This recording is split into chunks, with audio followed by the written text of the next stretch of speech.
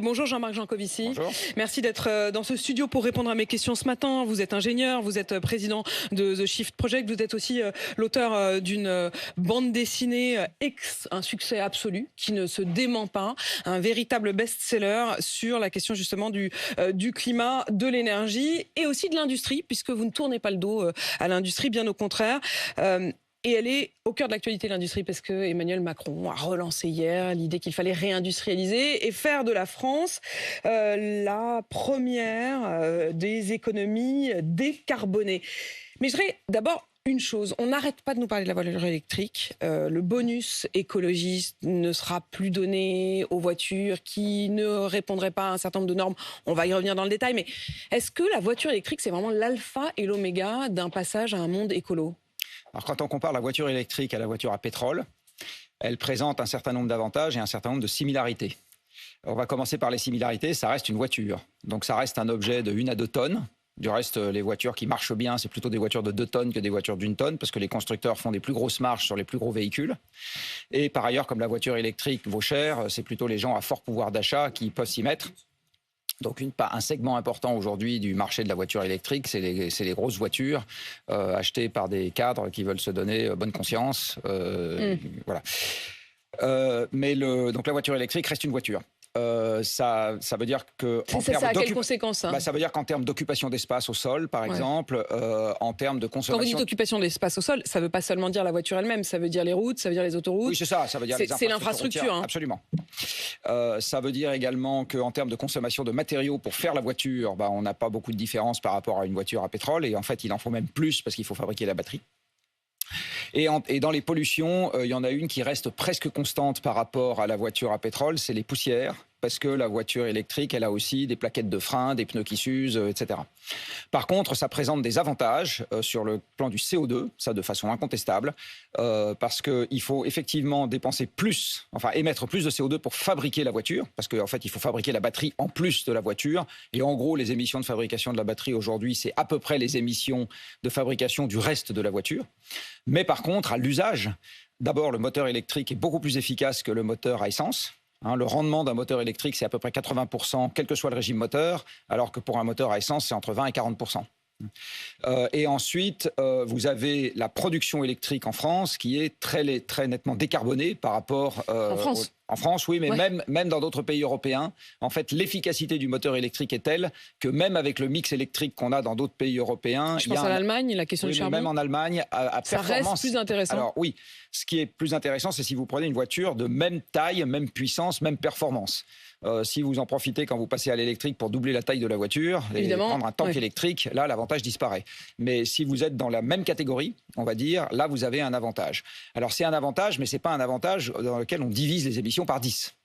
C'est de quel ordre ? Alors, en France, on les divise par 3. Ce qui est déjà très bien. Ce qui est déjà très bien. Et on pourrait les diviser par encore plus si on fait en France l'essentiel des étapes de fabrication de la batterie.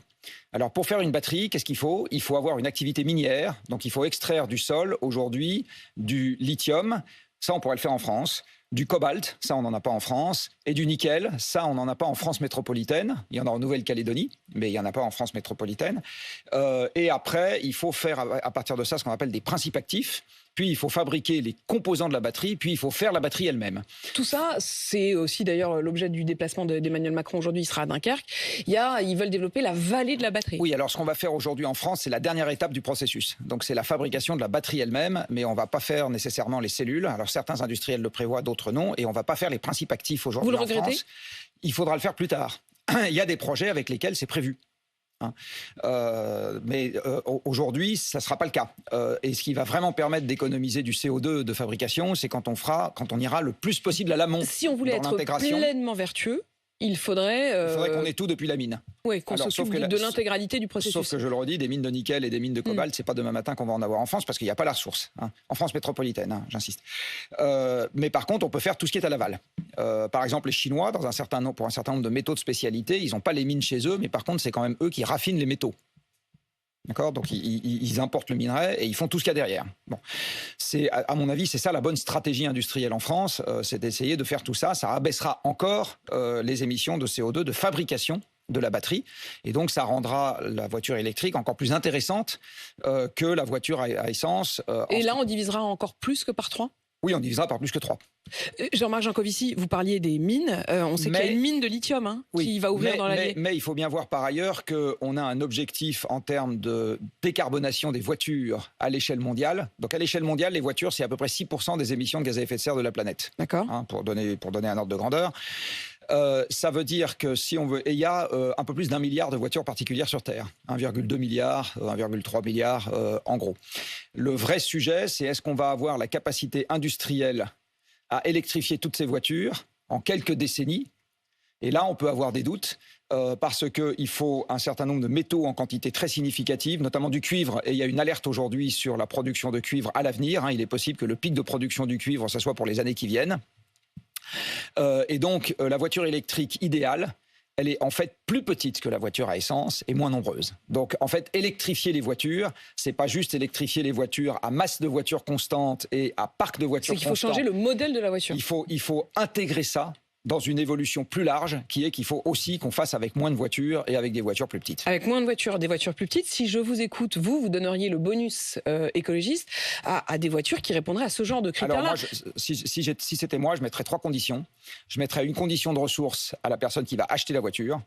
Parce qu'une personne comme moi, par exemple, qui a les moyens de s'acheter une voiture électrique, il n'y a aucune raison qu'on me donne un bonus. Alors qu'aujourd'hui, ce bonus, il est sans condition de ressources. Absolument. Et donc, il va notamment financer des voitures pour 4 supérieurs, qui sont des hybrides, donc des trucs qui ne devraient absolument pas être subventionnés. Donc sous condition de ressources. Pour encourager ceux qui ont le plus de mal à passer à l'électrique. Sous condition de masse de la voiture. Donc les tanks électriques, il ne faut pas les subventionner. Et 3, effectivement, alors en fait, une fois que j'ai dit sous condition de masse, j'ai presque dit sous condition de puissance, c'est pareil.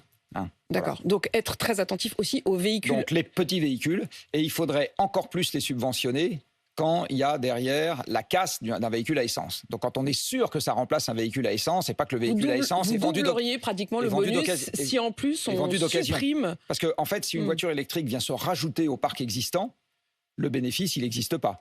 Pour que le bénéfice existe, il faut que le véhicule électrique remplace une voiture à pétrole du parc existant. Mais justement, sur ce point-là, le fait d'avoir annoncé que d'ici 2035, il n'y aurait plus de vente de voitures à moteur thermique en Europe, est-ce qu'on n'a pas mis un peu la charrue avant les bœufs? Et surtout, est-ce qu'on n'a pas créé mécaniquement un moment où on va tellement produire de voitures pour remplacer le parc existant que c'est un moment finalement particulièrement polluant? Alors, il y a toujours des émissions supplémentaires quand vous êtes en constitution de parc. Ça marche dans tous les... Habituellement, ça se fait de manière progressive. Absolument. Là, ça pourrait se faire de manière accélérée. Alors, attention, en 2035, c'est pas avoir une voiture à pétrole qui est interdit. C'est de la vente. C'est en acheter une. Ce qui est très différent. Ce qui veut dire ça veut dire que ceux qui en ont encore une continueront à pouvoir la faire rouler. Exactement. Donc la question, elle est celle de la vitesse de pénétration des voitures électriques après cette date dans le parc. Alors je vous avoue que je n'ai pas en tête les derniers calculs qui ont été faits sur le sujet, mais c'est bien ça la question, c'est le remplacement. Et l'autre question qui est posée, c'est celle que j'évoquais, c'est-à-dire est-ce qu'on va avoir la capacité industrielle et les matières premières nécessaires pour remplacer toutes les voitures qui roulent aujourd'hui ou pas. Et si on n'a pas cette matière première et si on n'a pas cette capacité industrielle, il y a aussi un sujet de réorganisation du système de transport. Et encore derrière, on va trouver un sujet de réorganisation de l'urbanisme. Parce qu'il y a tout un tas de trucs. Il y a tout ce débat, par exemple, sur des bretelles d'autoroutes nouvelles qui sont construites. Il y a l'A69. Vous dites on devrait faire une pause là-dessus. On se trompe. On ne devrait pas la construire. Non, on ne devrait pas. Parce qu'en fait, si on la construit, qu'est-ce qui se passe? Aujourd'hui, on va favoriser des habitudes de gens qui vont s'en servir. On va favoriser des implantations à côté de cette nouvelle infrastructure routière, parce que c'est toujours comme ça que ça se passe. De zones d'activité, etc., de gens qui dépassent. Et c'est normal. Je veux dire, le truc est là, on s'en sert. Et ensuite, vous leur dites, ah ben non, finalement, on va devoir s'organiser autrement. Et une fois que vous avez mis un entrepôt... Et on voudrait que vous laissiez votre voiture au garage, non? Et surtout les camions. Parce qu'il y a une chose dont on ne parle pas quand on parle de l'électrification des moyens de transport, c'est les marchandises. Or, paradoxalement, pour moi, c'est encore plus urgent d'électrifier le transport de marchandises que d'électrifier le transport de personnes. Parce que les gens ont des jambes. Enfin, sauf accident de la vie, ils ont des jambes. Ce qui veut dire que si jamais il y a moins de voitures, eh ben, ils peuvent se lever un peu plus tôt, prendre un vélo pour aller jusque chez le voisin et partager la voiture du voisin, prendre un vélo pour aller jusqu'à un arrêt de bus. Alors, ils ronchonneront un peu, ils diront que c'est moins confortable et qu'ils vont passer une demi-heure de plus, mais ils peuvent le faire physiquement. Les marchandises n'ont pas de jambes. Aujourd'hui, sans camion, vous ne nourrissez pas les villes. C'est-à-dire que sans camion, si demain matin, les camions disparaissent, vous et moi, on meurt de faim. Donc, c'est beaucoup plus urgent de s'occuper des marchandises, sauf que les marchandises ne votent pas. Donc on s'occupe des gens qui votent. Vous pensez que tout ça est politique en réalité? C'est normal. Cette priorité, le fait de se tromper de priorité. C'est le cahier des charges, relisez Tocqueville. Nous sommes en démocratie, donc on s'occupe des gens qui votent et les marchandises ne votent pas.